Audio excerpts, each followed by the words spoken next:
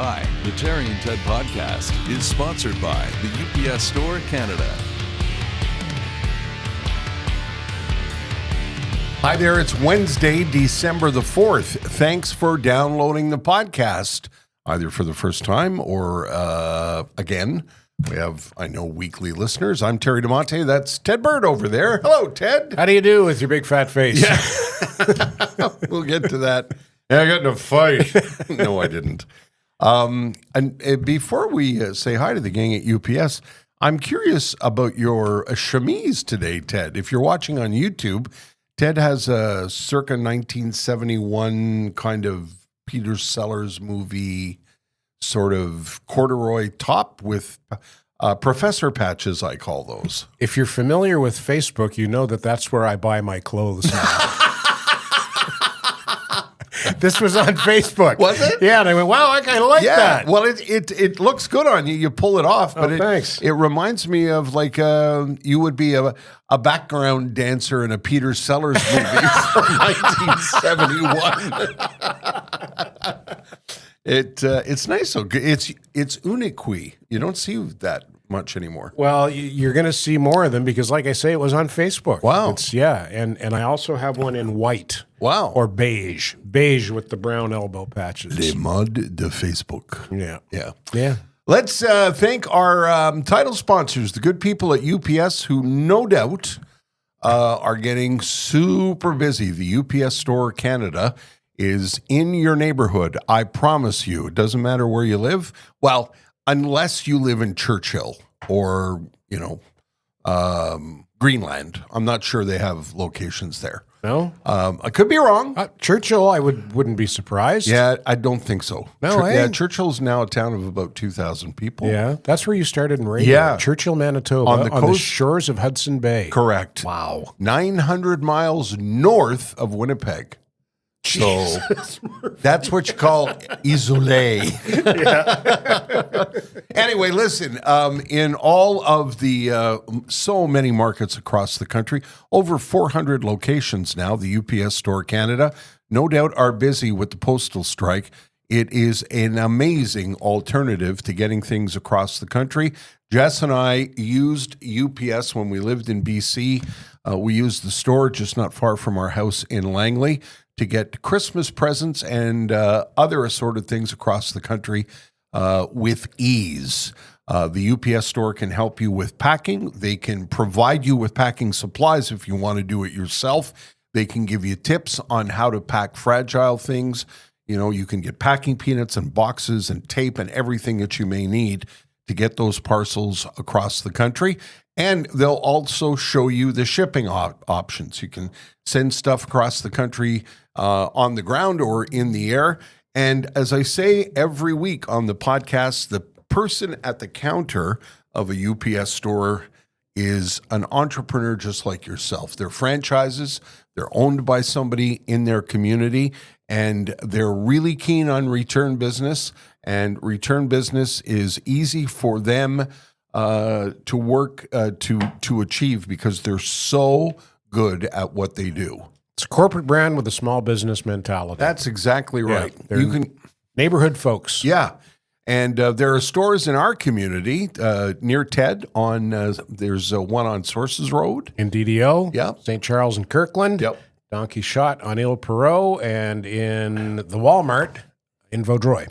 The upsstore.ca. Go there, read the business blog, and find the location nearest you, and you won't have to worry about the postal strike. When you mentioned Churchill, Yes. It reminded me, this actually came up in conversation with somebody else this week, of a commercial, and I'm going to be politically correct and say Eskimo. Okay. You know the old expression, like a real good salesman could sell ice to Eskimos, right? Yes. Did you ever see the La Quinta Hotel Suites commercial where there's a sales guy who's staying at La Quinta, and the theme of the commercial is, if you've got a big sales presentation, stay at La Quinta. We'll take care of you. You can relax.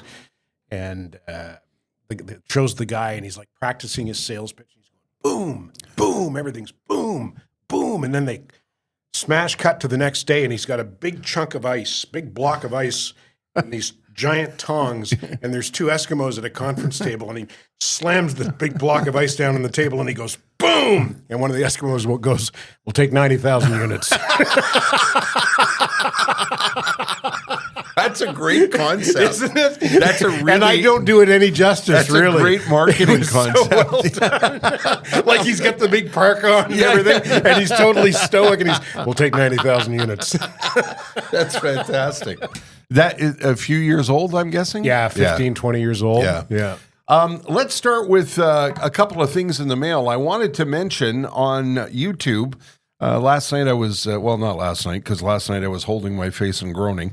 But I was looking the last couple of days at our YouTube channel, and a lot of nice comments there. We try and reply to them when we can. If you watch this podcast on YouTube, how do? We appreciate that, and we appreciate the comments. And this one popped out to me the other day from, it looks like Christian Latraverse.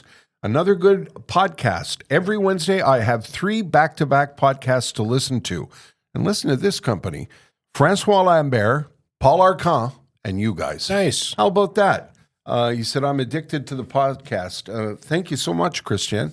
I appreciate that very, very much. I would love to reply to the comments on YouTube, but for whatever reason, I can't get logged in there. Yeah. And it's because I'm 174 years old. I need your wife, Jess, to show me how to log in and reply. Yeah. Coming up in 2025, Yeah. Jess will be more involved in the podcast. Thanks to Glenn Lagden for the note about Robert Richer Jewelers. It says, hi to the both of you. Stop talking about Robert Richer. It's costing me a fortune. Keep up the great work, guys. Love it. Glenn and a very happy Anita. I guess that's his wife, Anita. Yeah, Glenn. I know Glenn and Anita from when I worked out in Hudson. And they're nice people, and Glenn takes... they take good care of each other. Yeah, that's nice. And happy wife, happy life. Glenn understands that, so he operates by that principle. And Anita sent me a note last week saying, at this pace, he might have to sell his plane. And I thought, well, if he's got a plane, he's ahead of the game. Yeah, and probably not. Probably won't have to sell his plane. Yeah, but they're good folks. Yeah, that was a great letter. Thank you very much. And I want to say hi to... Reed, Rockin' Reed, as he's known on Twitter. Reed is a morning show host at 98.3 in Kingston. He does a lot for that community. And he sent us a note saying, just wanted to say thanks for keeping me company on those 2-hour road trips each way I'm currently doing every weekend while my son enjoys his first year of rep hockey. I still consider myself a Montrealer and, of course, grew up listening to you guys back in the day. I love the new focus of the podcast, keeping it local. You guys are doing exactly what everyone loves about you in the first place. By the way, why did you guys ever split up in the first place? And on a final note, Terry, you were mentioning a podcast recently, a bit from a long time ago that someone remembered, Tired Man, or something like that. I will never forget Wet Wednesdays. Don't know how you ever got away with it. Thanks so much. Reed says, great work. Take care. Reed, thank you. That's terrific. Glad to hear you're still hanging in the radio business, and we appreciate the fact that we're company for the ride. Wet Wednesday was sponsored by a waterbed company, so that's how we got. How 1980s is no that? Kidding. Yeah, that's a long time ago. That's a nice note, Reed. Yeah, Thank that you. was before my time. That was you and Patty, I think, who used to do that. So what was the concept? Well, you sent in a letter. We actually, we got mail in those days. You sent in a letter, and it was usually for a birthday. My brother's having his 15th birthday on da-da-da-da-da. We'd love it. We'd love him to be on Wet Wednesday. And the premise was the people who wrote the letter would take the phone and go into the bedroom and throw a bucket of water on the person who was sleeping. And sometimes it went well, and sometimes it didn't, because you know me, I love to do everything live. I didn't tape anything. Yeah. And the reaction, you say to the person, okay, sneak into the bedroom and open the door quietly. And then when you throw the water, put the phone right there, hand them the phone. The reportable phones in the 1980s? Well, it was, there must have been. When we were doing it, there must have been, because that's the way we did it. Yeah. And you'd always get the... And usually... The language must have been getting a little blue. Got a little salty. But it was It was a lot of fun. All right, now explain why half your face is puffed out from here to... Let's give our email address first, because we're talking about email. Standing by the podcast at gmail.com. Standing by the podcast at gmail.com. Ted and I look at the account almost every day. I know Ted does. I look at it almost every second day, and we each take turns answering the notes. Yep. Love to hear from you. Thank you very much. And also, don't forget, we have a Facebook account, Standing By. We have a Twitter account. We have an Instagram account. And we're not on Blue Sky yet. But we're on... I went to Blue Sky over the weekend. It was mostly tumbleweeds and the distant wail of crying children. Follow us on Facebook, Twitter, and Instagram. And you can find me on Threads, but there's nothing going on there either. We also have personal accounts if you want to follow. So about my face. Yes, tell that story. And pardon me while I blow my nose, because I'm getting over a cold. Okay. So we're both having issues. Can you notice the swollen face? If I knew when you arrived today, I noticed it immediately because you told me. I knew that you'd had some teeth extracted. So if you're watching on YouTube, you probably can't see it, but people who know me know that I don't know how many people have this phobia, and it's not a phobia that a lot of people have in 2024 anymore, because dentists and dentistry have come a long way since 1965 when a dentist smacked me in the face. That's a long, long time ago, and I think that's where my fear of dentists began. My old dentist, Dr. Matthews in Westmount, retired on me, and then I moved away. And anyway, long story longer, I have a niece who is a dental hygienist in Canada. And she... Near Ottawa? Yeah. So, and my parents are close by. My sister's close by. So one day I was having a little bit of an issue. I hadn't been to a dentist in a while because I didn't find one when I was in BC. I know it's gross, but what are you going to do? I'm terrified of dentists. And I went in and he said, well, you're going to maybe, we'll make an appointment. So I made an appointment, and making an appointment now for the dentist is a lot more complicated now that I have a new heart valve. So you have to get clearance from your physician and your cardiologist to make sure that an infection doesn't attack your new heart valve.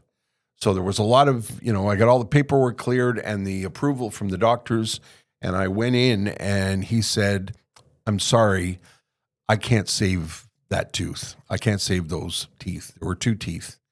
And he said, if you want me to, I can try, but if we do it and I try and build a little tooth for you, you're going to be back here in a year, less than a year. He said, there's not much left of the tooth.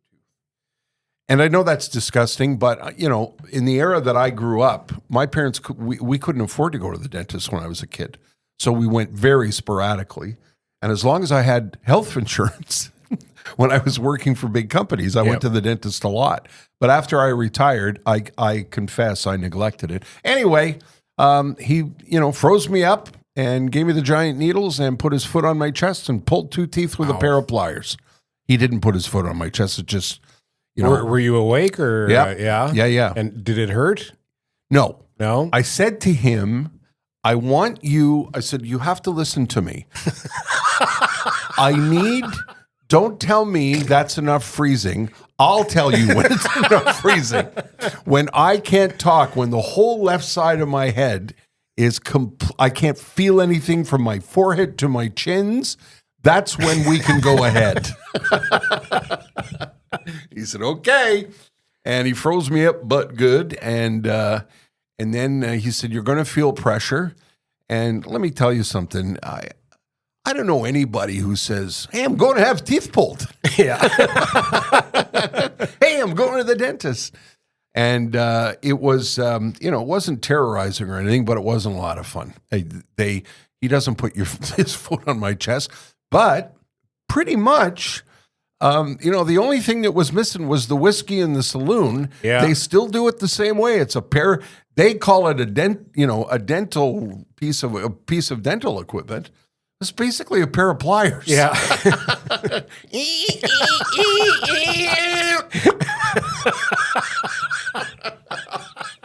I was trying to do that. And anyway, that was the way I spent the day yesterday.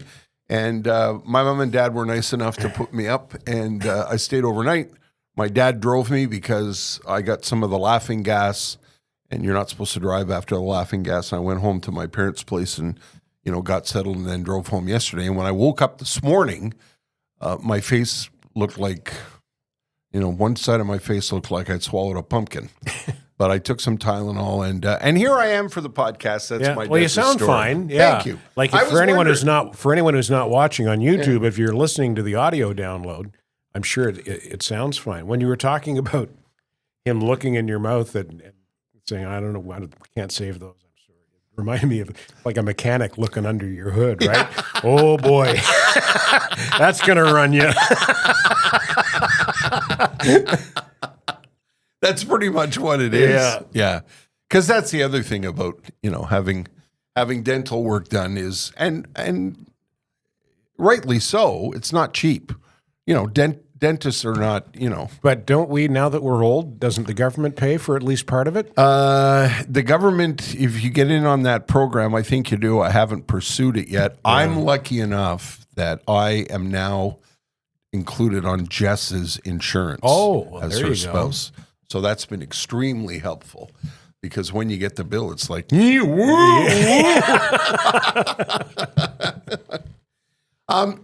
pardon me. There's our dentist story. Thanks for listening. It's a good one. Yeah. We just thought we would explain it. And also, if you're watching on YouTube, somebody asked me this week, actually last week, how are you finding retirement? And I said, well, I've been retired for a while now. And they asked me about the what they call the rhythm of retirement. And I had asked you this last week, Ted, and I thought we would talk about it because both of us are ex-broadcasters. We're now retired radio guys. And we went from a pretty busy, active, crazy schedule to a slightly less busier schedule. But the rhythm of retirement takes a little while to get used to, is what I told the gentleman. Yeah. And I wondered how you were finding it because your routine has changed for how many months now? Since last March. Okay. So 9 months. Wow. Yeah. It's last March, eh? Wow. Yeah. I find, and my mom said this to me when I was speaking to her on the phone this weekend, she said, just from what she's observed on Facebook, she said, you're busier than ever. Yeah. And I am. I'm doing a lot of running around. I'm doing a lot of stuff. I'm not getting paid for a lot of it, but I don't care. No. It's, I'm enjoying being forcibly retired. Yes. And I'm enjoying doing this and doing the morning show podcast with George and Poseidon once a week. And I'm enjoying not getting up at 3:30. Yeah, I'm enjoying that a lot. That's the biggest part of it. I knew it was tough when we were doing it, and I don't mean working in a coal mine tough. Believe me. No, but getting up in the middle of the night is no fun. Yeah. And I've said this before. It takes a toll on your health. How many guys do you know who did what we did for as long as we did it and lived to a ripe old age? Yeah, not many. Yeah, not many. My buddy Don Percy in Winnipeg. He's the exception. Exception to the rule. He really looks after himself. And my cardiologist said what you did for a living didn't help. Yeah, because there's a connection apparently between sleep and heart health. And sleep deprivation is isn't good. It's not good for you. And again, we had the greatest jobs in the world, loved every second of it, but that took its toll. But it's kind of like, especially for you, when you're shown the door, it's like the car comes to a screeching halt, and then your whole routine changes. And there was it took. Yeah, well, in this case, the car was a shit box, and I was glad to get out of it. Good point. But still, the routine changes. And I struggled with it. When we moved out to British Columbia, I struggled with it for about 4 or 5 months. Because I think if you and I are both the same, we were raised with a really good work ethic. And you want to feel like you're contributing in some way to society. And I realized, after a couple of months that going to Walmart and the gym wasn't making a big contribution to society. Yeah. Well, I think a couple of things have helped me with the transition. One is that I'm, and I haven't been, I haven't made a secret of this because I've been around long enough that it's, the anonymity thing is not a big deal for me anymore, but I've been in recovery in AA for 27 plus years now. So I go to my AA meetings 3-4 times a week. I have a lot of friends in AA. Yeah. And there's some purpose in that. The reason that you continue to go to, or that I continue to go to meetings after 27 plus years of sobriety is A, it's like going to the gym. You got to keep going if you want to stay in shape. Yeah. And B, it's an opportunity to help people who are just getting started. Which you do a lot of. Well, yeah, not as much as, there are a lot of guys and women in AA who do a lot more than me. Everybody sort of has their own way that they can help. Like I don't sponsor a lot of people. Mm-hmm. And I call myself the Wayne Gretzky of AA because Gretzky was a good hockey player. He was good at playing hockey, but he was a shitty coach. Yeah. Right? Yeah. He failed as a coach. Yeah. And I kind of feel that way. I probably don't give myself enough credit, but I don't sponsor a lot of people. And it's kind of like, what do I do, coach? I don't know. Get your act together. Don't drink.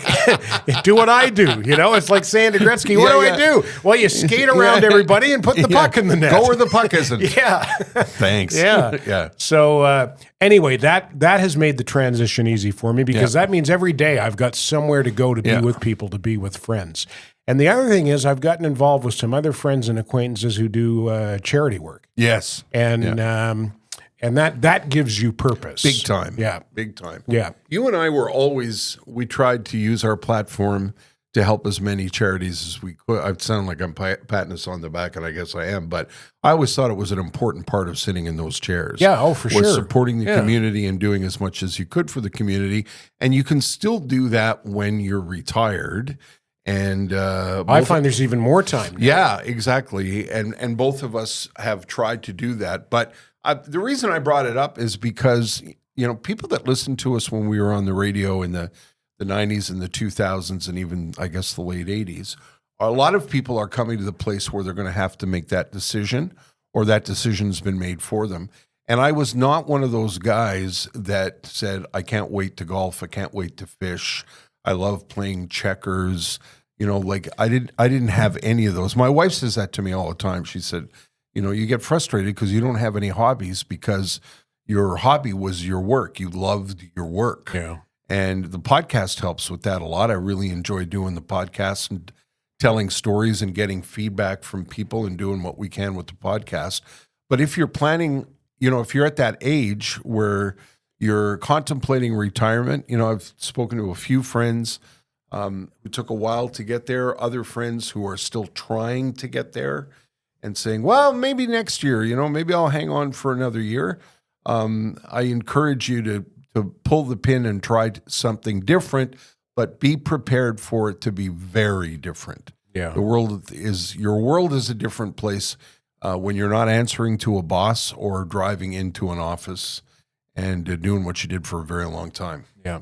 On the charitable front, we had a really nice day last, what day was it? It was last Friday. Friday. Yeah, boy, was it ever nice. At the Toy Tea Montreal. If you're a regular listener or watcher of the podcast, you'll remember Ginger Petty, who was in a few weeks ago. She's the organizer of this long-standing Montreal Christmas time charity that provides toys for children who are in difficult domestic circumstances and spending Christmas with their mothers in domestic shelters.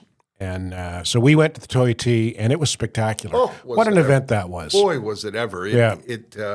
I was telling one of the guests that it's one of the things that I missed when I was outside of Montreal was we were in a storied Montreal venue. Thank you. Stately spot in downtown Montreal that is full of history. It's awash in the history of the city. Yeah. and the people who built the city. When we got the building tour, Yeah. they would say, and this is where the prime ministers usually come and have dinner with, Yes. Yeah. with Yeah. the visiting heads of state. Yeah. There's a Oh, yeah. there's a painting that Van Horn donated. Yeah. You mean while he was doing the railway thing? Yeah, it really was spectacular. It was beautifully done. And and somebody asked me if it was snooty. It wasn't snooty in any way, shape, No. or form. Everybody was absolutely lovely, and Ginger was really pleased because it did really well, didn't it, Ted? I don't know what the figures are. She said no, nor do I. She said that it's in 33 years Yeah. she got the best results that she's ever had Yeah. from the Toy Tea. And you can still donate if you go to toyteamontreal.org. You can read about the event itself, and you can still donate. I mean, we're still 3 weeks out from Christmas. Yeah, And you can it's- still do it. It's really a worthwhile cause. After Christmas, when you start thinking about what you're going to do for Super Bowl, I've got a suggestion for you. Okay. At Cafe Amea in the Alcan building, speaking of historic Montreal venues, there's going to be a Super Bowl party put on by the Fondation Neuro-Efficiency, the Neuro-Efficiency Foundation, which was founded by Eric Boyer, and I more or less co-founded. David came on a little bit after the fact, but he basically co-runs the joint with Eric.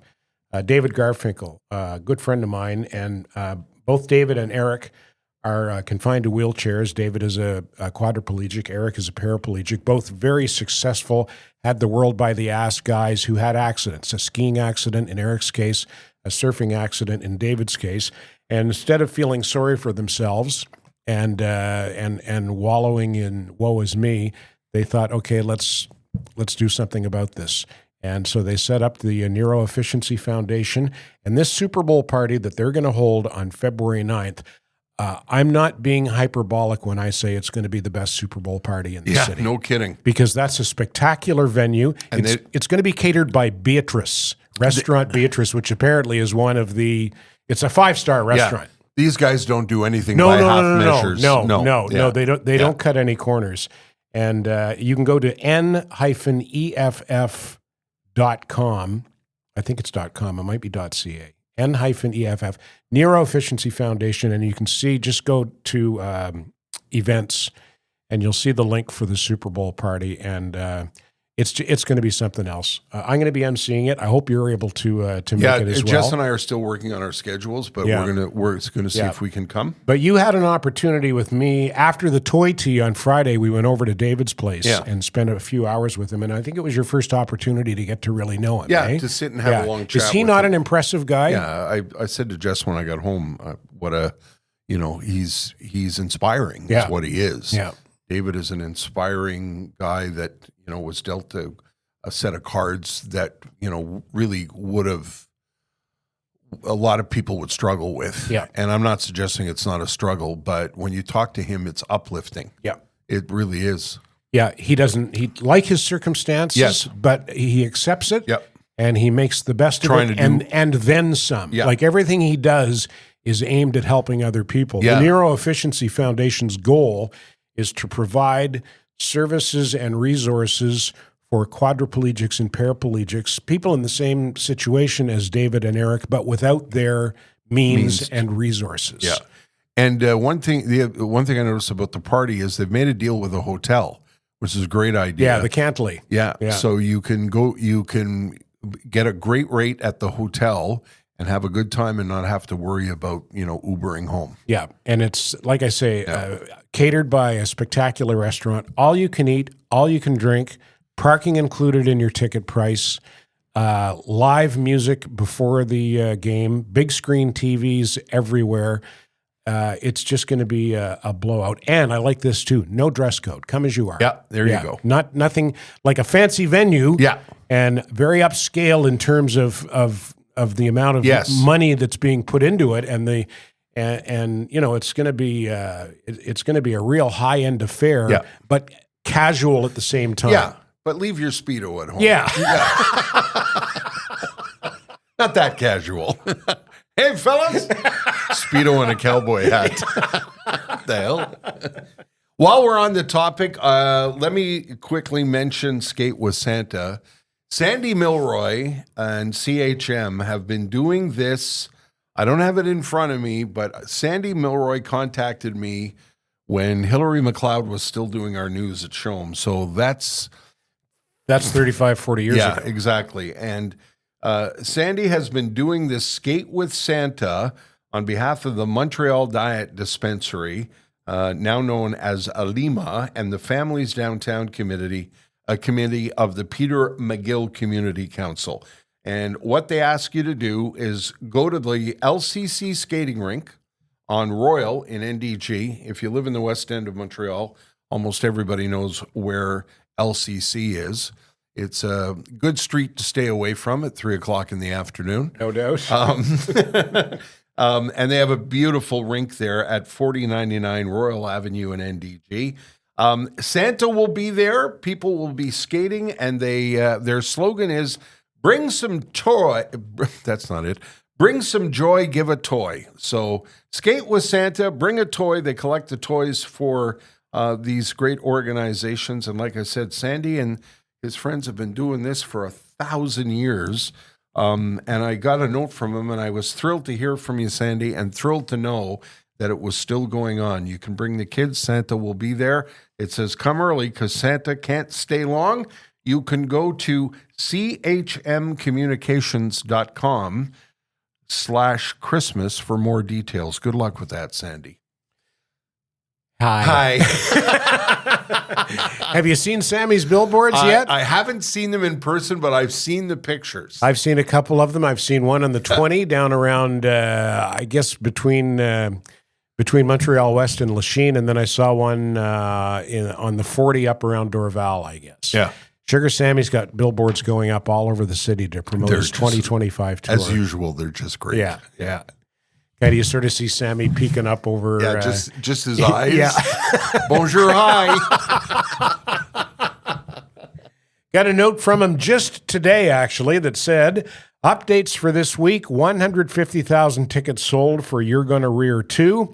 Canadian Tour, January, February, and March 2025. We just added a fourth show in Toronto, and that's going to be added tonight. We record on Tuesday, so this will be... The show's been added by the time you see or hear this. Also, we just added those billboards all over Montreal. They'll be up during the holidays.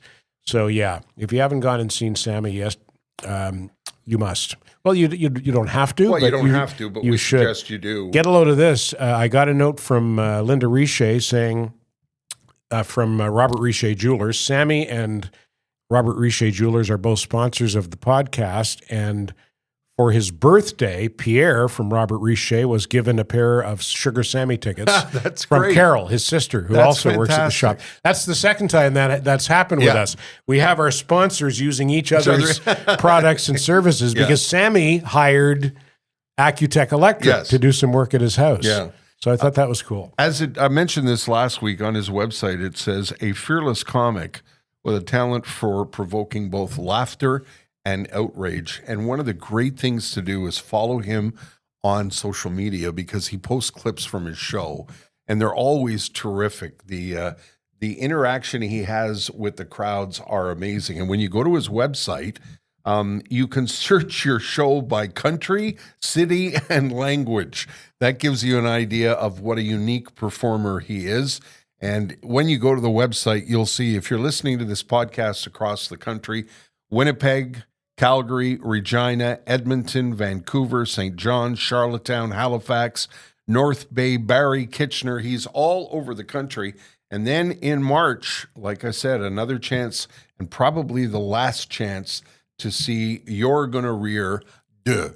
Keep an eye out for the billboards. They're provocative and fun, and they drive the nationalists crazy, which is great. Yeah. Yeah, and the picture of him just sort of peeking up over. He's like a mischievous kid. Yeah, he is. He's like a really fun, kind little brat. Yeah, and his France a de talent quelque chose. It's the French version in France of America's Got Talent. Right. Doing historic ratings in and across France, like over 4 million people watch that show every Yeah, week. possibly. In fact, probably even a higher profile in France than he has in Canada. Yeah, absolutely. You know? Yeah. Well, in Montreal, I've been on In Quebec, no. Yeah. I've been on the subway with him in Montreal. That was a mistake. Oh yeah. Yeah, I said, to him, come on, it won't be just for a few stops, and it was. He got recognized by almost everybody everywhere we went. Yeah, but that would happen to him in France absolutely. as well. Outside of Montreal or outside of Quebec, maybe not so much. Yeah, but certainly in Montreal and in France. So Pierre from Robert Richer Jewelers celebrated sugarsammy.com. Yes, by the way, go to the website. Is where you go for tickets, and no matter where you are in Canada, there should be a show close to you coming this year. So Pierre got for his birthday, Pierre from Robert Richer for his birthday got a pair of Sugar Sammy tickets, and he also got a real tacky gold jacket. Oh. Is that the one I saw on Facebook? Yeah. It's fantastic. Yeah. That's quite a jacket that Pierre was wearing for his birthday. It looks like something, I thought maybe it was possibly something that he wore to an after-hours swingers club when he was in Antwerp. Because I know that's what I would wear to an after-hours swingers club if I ever got invited to one. That was quite the jacket. Yeah, it was really, really something. We should now that we're talking about them, we should mention Robert Richer Jewelers. They're in Dorval, and like Ted said, proud sponsor of the podcast. We had some meetings with them before we got the season started in the summer, and fell in love with them instantly. Loved the store, loved their attitude, loved their approach, and loved the quality of the stuff that's in that store. Yeah, and you don't need to go in there with $1 million. No. You don't have to buy diamonds. No. They've got spectacular diamonds. That's why Pierre goes to Antwerp. Yeah. He goes over there to handpick diamonds for existing clients and for clients to be. But Linda sent me a note this week saying, here's what I want you to talk about on the podcast this week. Okay. They're doing bracelets for the Quebec Suicide Prevention Association. They're selling these bracelets, and they're $30. And they're beautiful bracelets. There you go. Yeah, $30, and $15 of that $30 goes to the Quebec Suicide Prevention Association. The bracelet features genuine gemstones, black obsidian and malachite, symbolizing darkness and hope, respectively. Semicolon charm stands as a powerful symbol of new beginnings. And that's another thing we love about Robert Richer Jewelers. They're involved in the community and community causes. They're also heavily involved in the Teresa Deller palliative care residence in raising funds for that facility. As well. If you live on the West Island, for sure you've heard their name if you've been to any fundraisers.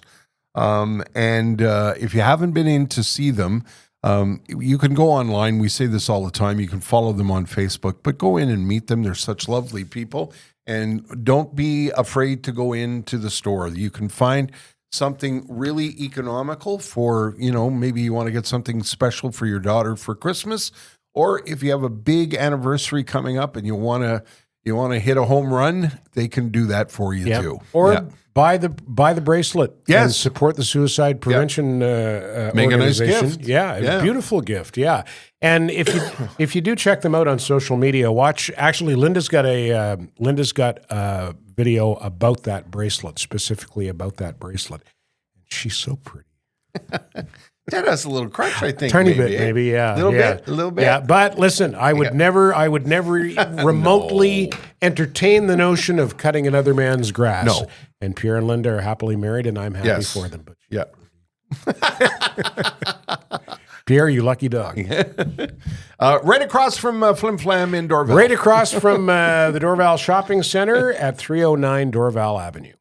So I wanted to mention a couple of things this week. I love when people talk to me about, I'll mention something that Jess and I are watching, and usually we get email about, you should be checking this out and checking that out. And I wanted to mention something on the music front. There's a documentary right now on Crave. Pretty sure it's Crave. Look it up online, called Yacht Rock. Yacht Rock. Yeah. If you're unfamiliar with the term, yacht rock is been around for a long time. It's a term that was coined by, believe it or not, I learned this watching the documentary. It was coined by guys who did an online low-budget comedy series about Michael McDonald and the Doobie Brothers and Steely Dan and everybody else that's considered yacht rock. If you grew up in the era that we grew up in, and you're familiar with music from the 1970s, 70s and 80s. 70s based. and 80s. Yeah. And this explores the genre, I guess, that's yacht rock. And Michael McDonald is in it. Chris Cross is in it. I was going to say, he's the ultimate yacht rock artist, Christopher Cross. Kenny Loggins is in it. The guys in Toto, the musicians in Toto they're like the foundation of yacht rock. They played on all of these albums. And I learned things that I didn't know that I should know. I didn't know that Kenny Loggins co-wrote What a Fool Believes with Michael McDonald. I didn't know that either. One of the biggest singles of all time from the Doobie Brothers back, I think, in 1979. Kenny Loggins wrote it with Michael McDonald. And it explores how Kenny ends up in the, doing movie soundtracks. And Michael McDonald is terrific. He has an amazing sense of humor about himself. And there's a really wonderful moment that I don't want to spoil with one of the guys from Steely Dan towards the end of the movie. If you're wondering, because they posit that Steely Dan is the genesis of yacht rock, and then the movie explores that. And I kept thinking to myself, well, why aren't the guys in Steely Dan in this? And towards the end of the movie, that question is answered. Highly recommended if you love music, and especially if you ever bought a copy of Minute by Minute by the Doobie Brothers, or you were a Loggins and Messina fan, any of those artists, highly, highly recommend it. It's playing on Crave. It's a documentary on Crave. I was more of a. Was it Tom Jackson? Was that the name? Who was the name of the vocalist before Michael McDonald? Oh, Tom with the Doobie Brothers. Yeah, it was Patrick Simmons and Tom. I know it's not Tom Jackson. No, it's not Tom Jackson. But anyway, that was my preferred. Yes. Incarnation of the Doobie Brothers, and they were not yacht rock; they were closer to classic rock. Well, that's the fascinating thing about the Doobie Brothers is there's the rocking down the highway. Yeah, those are the guys that era I like. Yeah. of the Doobie Brothers. Yeah, I don't know why I'm gapping on his name. And then when Minute by Minute came out, there was a lot of not controversy, but a lot of fans argued about which era was the better one. Yeah, well, I think if you were a quote unquote purist, yes, you probably, well, not necessarily didn't like the Michael McDonald. I didn't hate the Michael McDonald version, but I preferred I keep wanting to say Tom Johnson. Tom Johnson. Yeah. There you go. Yeah. When they played at Place Belle several weeks ago, or a couple of months ago, or 300 years ago, both of them were there.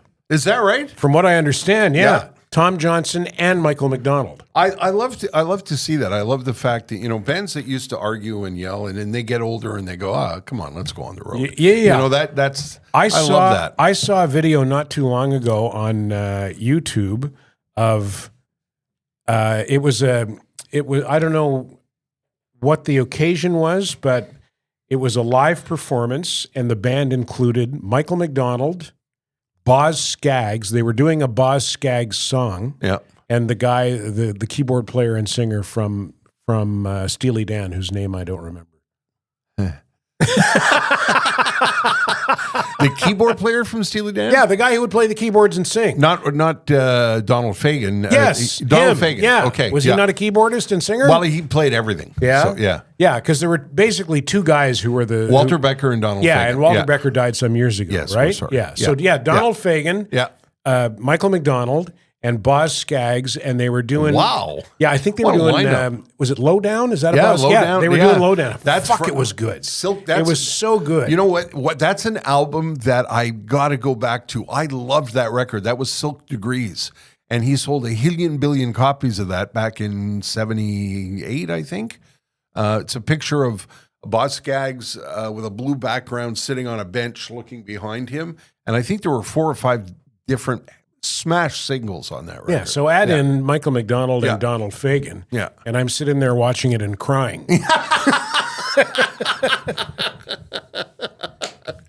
So good then. Yeah, I It got to was get good. a hold. Well, I have to get a hold of myself. Well, it's nostalgia, right? Yeah, it is. Yeah. And it's especially important.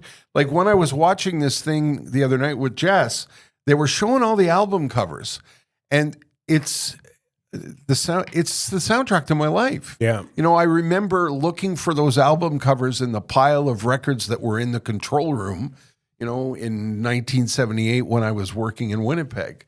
You know, in the days when disc jockeys were allowed to put their own shows together, and I'd be flipping through the albums, and I watched them flip through the albums on the documentary, and I did the same thing. I got very nostalgic. Yeah. And it also made me miss albums, you know, because now you put on Spotify or, you know, Bluetooth on your phone or whatever, but and everybody talks about this. And it's not that we're not stuck in the past. It's just part of getting older. And I did a show at the Comedy Nest a few nights ago, and I said, and the crowd was all in their 20s and 30s, and I said to them, you don't know it, and it doesn't seem like it right now. I said, but you know, the next 25 to 30 years are going to go by like that. Yeah.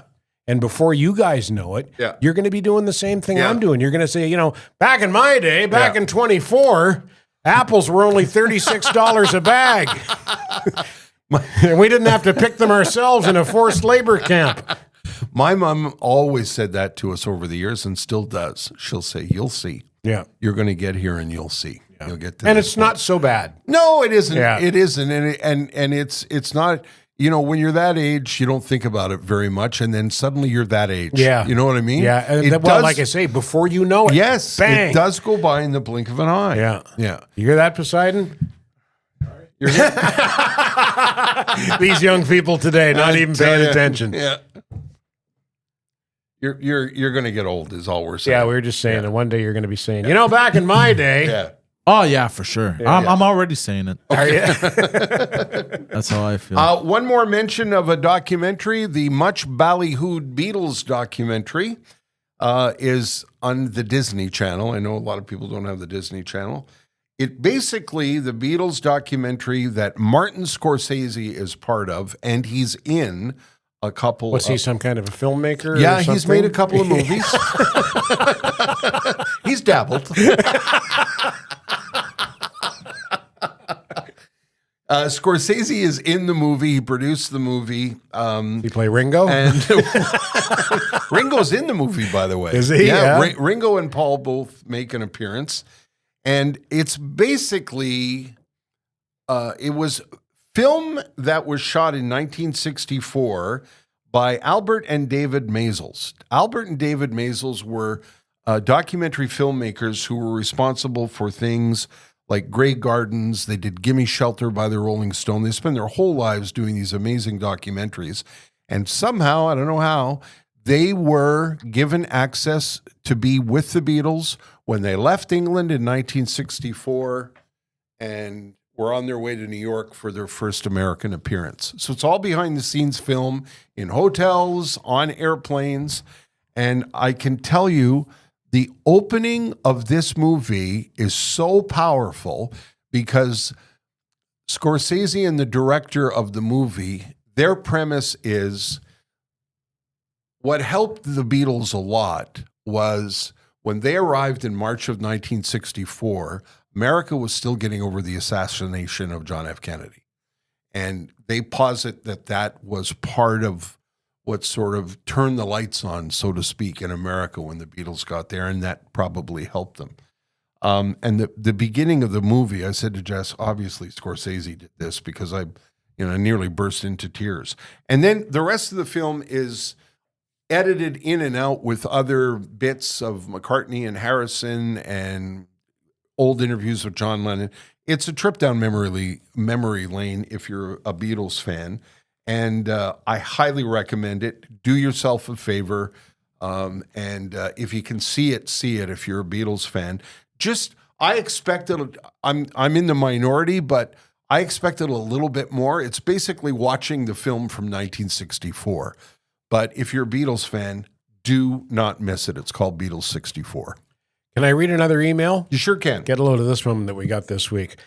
Dear Terry and Ted, as a longtime listener to you guys on radio and then on the podcast, you've been shoving Merson down my ear hole for longer than I care to remember. Since I live east off the island, driving an hour and a half to 2 hours through crazy traffic for an oil change never made sense to me. This year, my wife and I decided to take the plunge to electric. Great car, nothing negative to say about it, except the tires for that vehicle are just impossible to find anywhere. In my neck of the woods, the vast majority of garages and dealerships didn't have anything in stock, and those that did were selling mid-grade tires for upwards of $3,000 for the full set. In a moment of desperation, I remembered your praise of Merson Automotive and decided I should call. Boy, was I surprised. Celso himself answered my call, and I explained my conundrum. He explained that these tires were hard to come by, but he might be able to help me. Put me on hold for a short period and came back to say he was able to get some Nokian Hakkapeliitta R5 EV for a lot less than I would be paying for mid-grade tires here.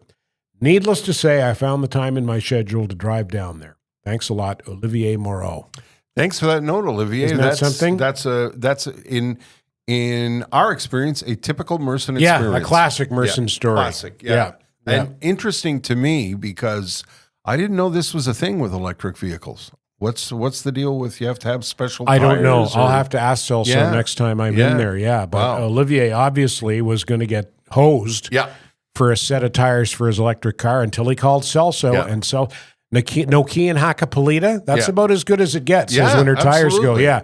The Finns know a thing or two about driving in the winter. Yeah, they sure do. They've got some experience in that. They can make you a decent winter tire. Yeah. So that's, as Terry says, that's a classic Merson story. Now, the deadline for winter tires has passed. If you don't have your winter tires on yet, you are in violation of Quebec law. Mm-hmm. So get down to Merson in a big fat hurry and get them on. 514-487-5545.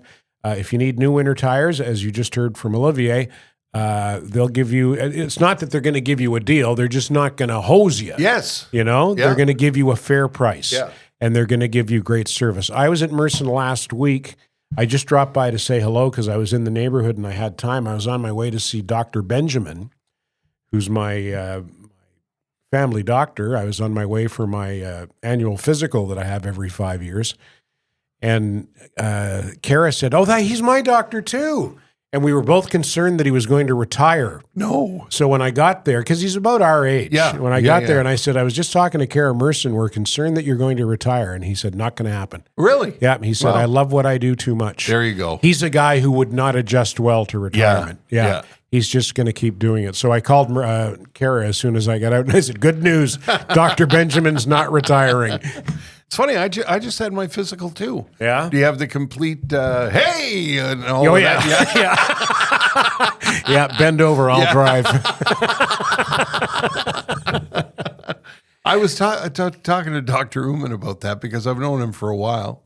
I'm lucky. I'm a patient at Cardiogenics, and he, we were talking about because you're chatting about.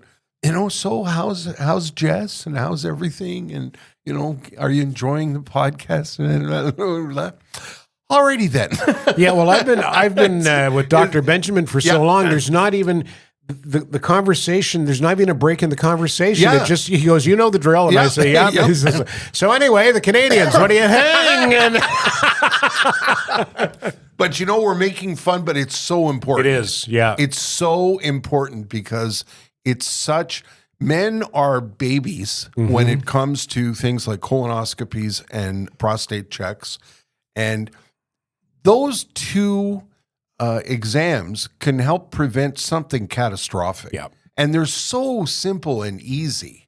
And men are skittish about it. And in 2024, you shouldn't be. Don't you agree? Absolutely. Yeah. November was Men's Health Month, and we were going to have a urologist in to talk about men's health issues, and he couldn't make it. But I had a conversation with him afterwards, and I said, well, men should be, taking care of their health year round. So let's just do it, randomly in the new year. Why don't you come in and we can talk about it? So we're going to do that. I know it's a huge issue, not just in Quebec, but everywhere. My my friend, I have one friend in British Columbia, two friends in British Columbia, both talk about the lack of doctors, almost impossible to find a doctor.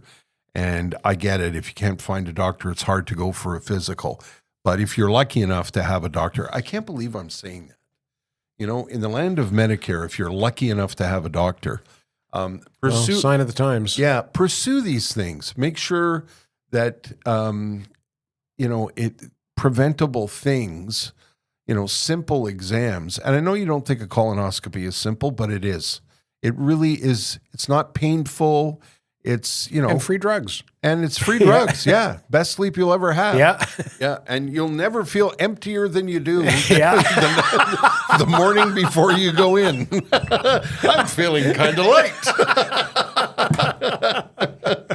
You don't want to be out and about during the preparation process. Yeah, because it's not a gradual thing. No. It's now. Open the door. It's not a question of, I think maybe I'm going to bark. Our old friend, I don't know if I should tell this story and mention his name. Well, you've already mentioned his name, Thumbs Repaw. Yeah. Talked about the one time that, one of the times that he went in for that check and he was drying the dishes. And the towel hit the floor and he was gone. His wife went, "Where'd you go?" And the bathroom wasn't that far away. Oh God. Hey, the podcast. Yeah. Is standing by. When we were talking about television and stuff, I wanted to mention two quick things. I know you're not watching it, Ted, because you just have cable. But I'm living in like the 1400s. Yeah. It's 1974 at Ted's house. I got channel 6 and channel 12. And the French channel yeah, too. Sometimes for exotic programming, I watch channel 10. Anyway, this is on Apple TV. Jason Segel and Harrison Ford are in this. It's called Shrinking, and it's written by a guy named Bill Lawrence. Bill Lawrence is the showrunner on this show. He's the executive producer, and he's not a famous guy, but he was responsible for Spin City with Michael J. Fox, responsible for Scrubs, which was a really highly touted show. Very, very funny guy. And Shrinking is, Jess and I, we finished watching an episode, and we just look at each other and go, "Oh my God, this thing is so good. It's ridiculous how good this is." The performances, the writing, and the guy who's in Ted Lasso, Brett Goldstein. He's the co-executive producer of this show, Shrinking. He also is a cast member. And I'm not going to try and explain it to you. I'm just highly, highly, highly recommending it. It's called Shrinking. It's on Apple TV. And the only complaint I have is they only give you one episode a week, because when the episode is over, you can't wait to watch another one. Bill Lawrence is also a guest on a podcast that I'm not a massive fan of, but I'm going to mention it because it's very interesting. If you love the behind-the-scenes stories of television, Bill Lawrence was Dax Shepard's guest recently on a podcast called Armchair Expert. And Dax Shepard, funny guy, interesting guy. All his podcasts are over 2 hours long. And the first 20 minutes of the podcast and the last 25 minutes of the podcast are him and his co-host kibitzing. And in the middle is his guest. And Bill Lawrence was his guest recently.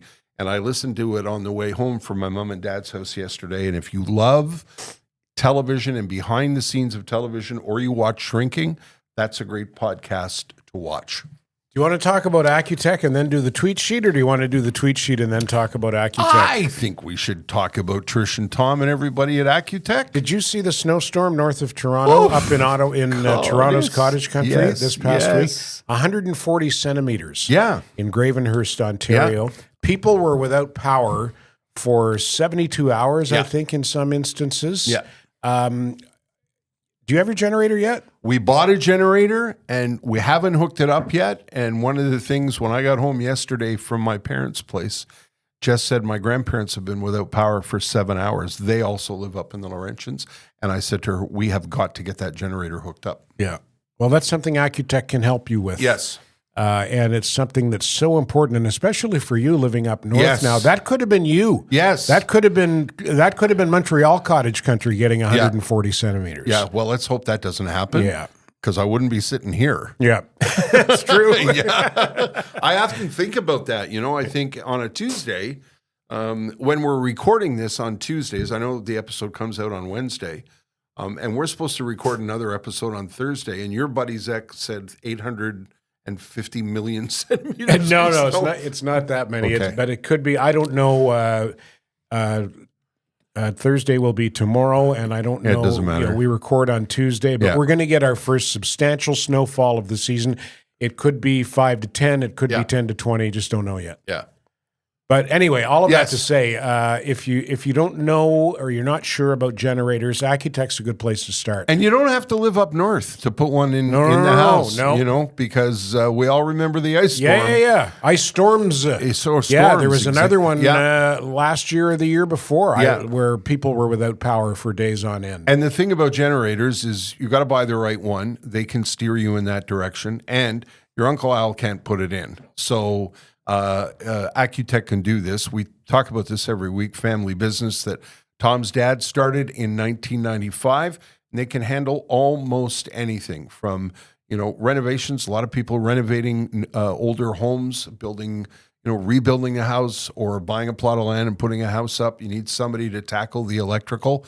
They can do that. If you've got an electrical problem whereby, as I like to say, the toaster doesn't work when the washing machine is on, that's something you got to look into. They can take care of that for you too. If sparks fly out of the outlet, that's probably something that should be looked at. And they do commercial as well. If you're buying a mall, like our friend Eden Polanski's father used to do. Yes. Eden said to Terry one day, "I'm going mall shopping today," and Terry said, "Oh, which mall?" And she goes, "No, we're going shopping for a mall." And by the way, if you've got, your grandmother's lamp in the living room and it smells like burning when you turn it on, you want to have somebody look at that too. Just my guess. Yeah. Accutech, ACUTEBD. Hang on. ACUTECH.ca. There you where go. you'll find them. Okay. Time for this week's tweet sheet. 3 of the funnies that I found on Twitter that I thought might make Terry laugh. Yeah. Deciding to put those up on the big screen here. Where's the thing with the date? Did that go away? Did we have that? No, I didn't put the one. Okay. No. So this is the Either way, nobody. Generic. the undated. yes. This is the undated. Yes. Terry and Ted Our executive podcast. producer will be not pleased. No, eh? Either way, nobody saw this. Yeah. Okay. You're gonna take that hit too. Yes, because I you am. live with our executive producer. Yes. Thank you. Here we go. From Martin Pilgrim 1. People who invent their own sayings make me angrier than a goose in July.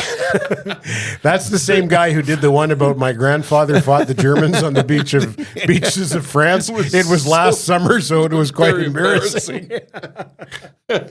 Yeah, he's funny. Martin Pilgrim. Up next, from @Brick Mahoney. Ending a sentence with a preposition is not something with up I will put. And I like this last one a lot, so I saved the best for last. I think you'll like this, Ter. Oops. From @ILovePie84. When Grandma lost her feet to diabetes, I referred to her as Lieutenant Gran, and nobody laughed.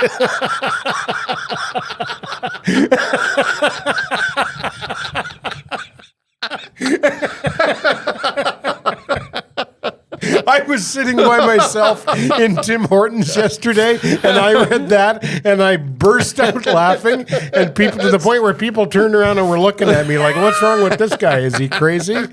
Lieutenant Gran. That a reference to, in case you don't know what it is. Yeah. It's a reference to Forrest Gump. Yeah. Nobody laughed. Do you have anything you need to plug, Ted? Oh, do I? How's your cold, by the way? My cold is almost gone. All right. I still got a runny nose, but that's about it. Still a bit congested, but I'll live. No, I have nothing to plug except I'm going to do some stand-up comedy at the Comedy Nest, but not until the end of the month. So I'll plug that on the last show before Christmas. So here's the thing. A couple people have asked about a Christmas show. We're not going to do a Christmas show per se, but may I direct you to the Standing By Christmas episode from, I think 2 years ago now. I was looking at it the other day. A lot of people have been looking at it. Oh, good. The numbers keep going up on it.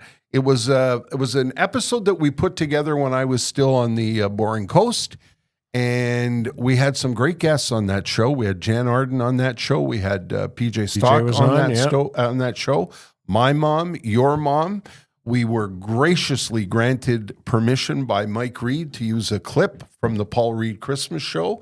If you're doing Christmas baking or whatever, it's a lot of fun to put on.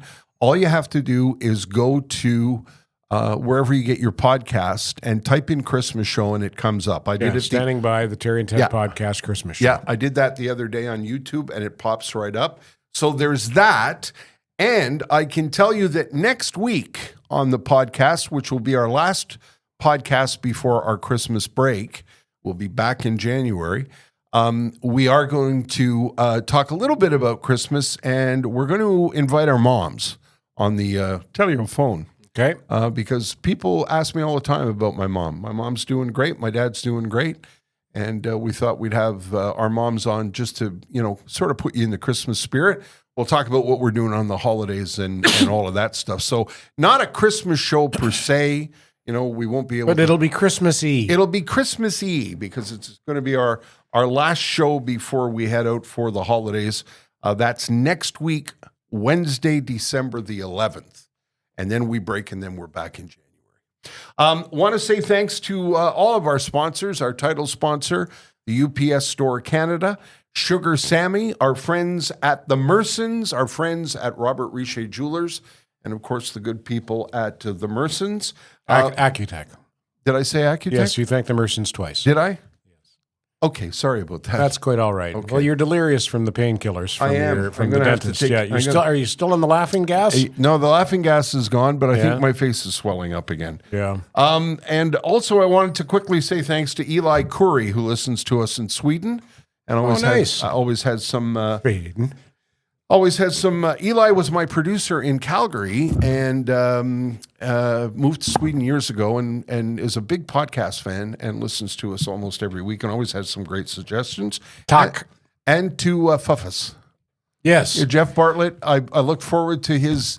I usually get a note from him every Wednesday afternoon. He spends Wednesday morning listening to the podcast and always sends a text. Former producer of the Terry and Ted radio program, now living in Woodstock, New Brunswick. With the world's best laugh. Yeah. Oh, he had a great laugh, didn't God, he? He was actually, Poseidon reminds me a little bit of Jeff. When Poseidon has a big belly laugh like that. Yeah. And Jeff's greatest laughs were when it was at our expense. Yes, that's right. And quickly, big thank you to Barb from the Monkland Tavern. She heard us talking last week, sent me a beautiful text. Thank you, nice. Barb. Poseidon, thank you for coming in. My pleasure, dear gentlemen. Poseidon was our producer, then wasn't our producer, and then he's our producer. Actor, stand-up comedian, producer, office manager, extraordinary. Podcast star, he does it all. You can see Poseidon on The Intellectuals. Yes. On the Pantelis Comedy Network, which is the host of this podcast as well. See you next week. Standing By, the Terry and Ted podcast has been brought to you by the UPS Store Canada, delivering more for small businesses in Canada.